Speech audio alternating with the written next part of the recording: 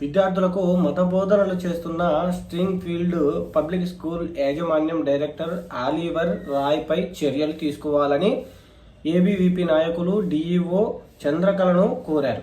శుక్రవారం వారు డీఈఓను కలిసి వినతి పత్రం అందజేశారు. ప్రతిరోజు పాఠశాల ప్రార్థన సమయంలో విద్యార్థులతో క్రిస్టియన్ మత ప్రార్థన చేయిస్తున్నారని తెలిపారు. అలాగే ఒక్కొక్కరి నుంచి 250 రూపాయలు వసూలు చేసి బైబిల్లోని కథల పుస్తకాలను బలవంతంగా కొనిపించి బోధిస్తున్నారన్నారు.